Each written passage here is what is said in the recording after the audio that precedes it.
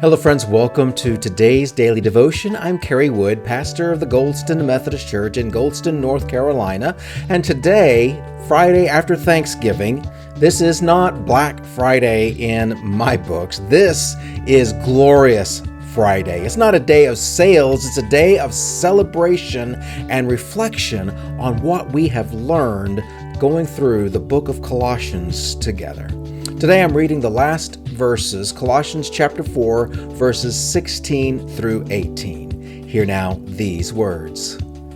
After this letter has been read to you, see that it is also read in the church of the Laodiceans, and that you in turn read the letter from Laodicea. Tell Archippus, see to it that you complete the ministry you have received in the Lord. I, Paul, write this greeting in my own hand. Remember my chains. Grace be with you.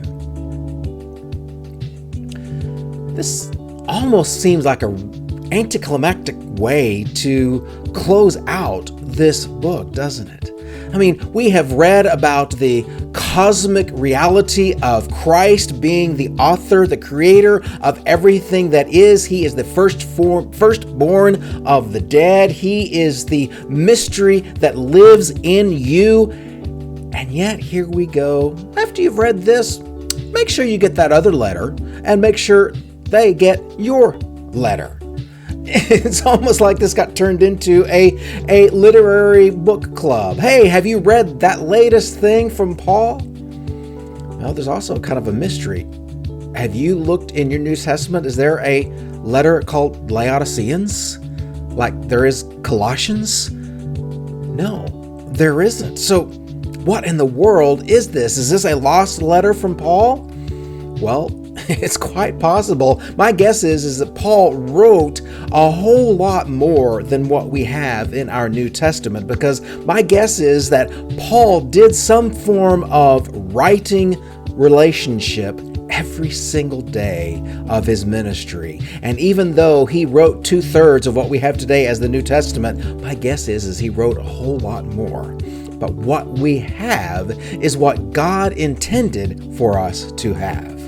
Now, there are some biblical scholars that say the letter that is mentioned here going to Laodicea is probably what we know today as Ephesians. For you see, as this shows here, when Paul wrote a letter to a church, he intended that letter to be what we call circular. It was supposed to go to a bunch of people.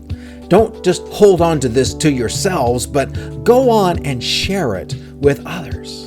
And so what we now today have as Ephesians, it probably went to the Laodiceans, it probably went to the Rhodians, it probably went to everybody that I can think of in that time and place.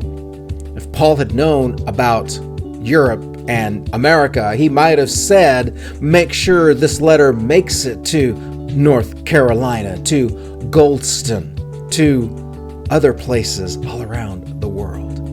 For you see, we, as the readers of this letter, this is an instruction to us. After this letter has been read to you, read by you, see to it that it is also read elsewhere. Which leads us to this prophetic word to Archippus. Imagine you're Archippus and you're hearing this letter being read aloud into your group, and all of a sudden he hears his own name. He's probably going, huh? What?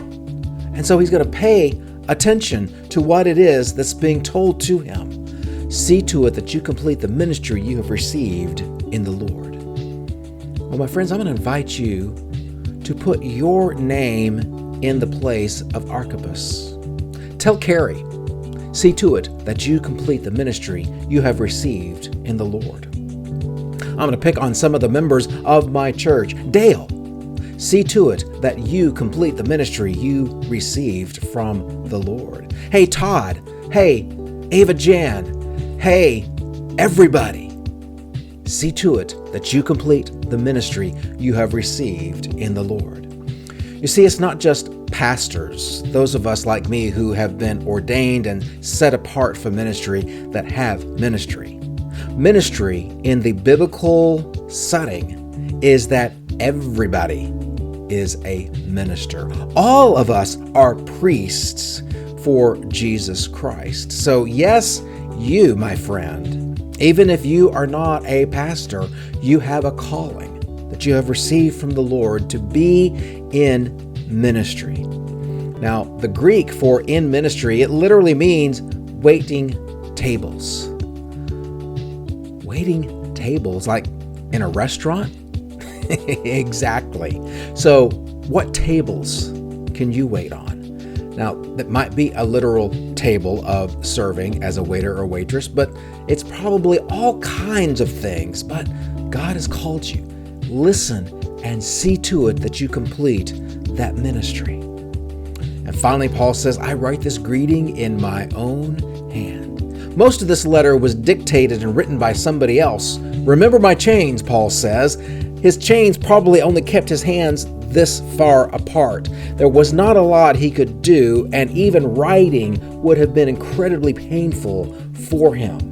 And so he writes this last part to make sure we know he's being truthful, he's being real, and he's offering the grace of Jesus. Grace be with you. Thank you for going with me on this journey through Colossians. And I pray that God has used this in some pretty powerful ways in your life, just as he has done in mine. And as we turn from this season of Thanksgiving towards Advent and the arrival of Christmas Day, and we celebrate the birth of Jesus Christ, hang in here with me. I will be back next Monday for a new series of daily devotions where we prepare ourselves for Jesus' birth. It's going to be fun. It's going to be exciting. Go ahead and make comments, like, share, let people know this is a journey worth going on together. I, Carrie, say this with my own voice. Remember our Lord. His grace and hope be yours. And I'll see you on Monday for our next daily devotion.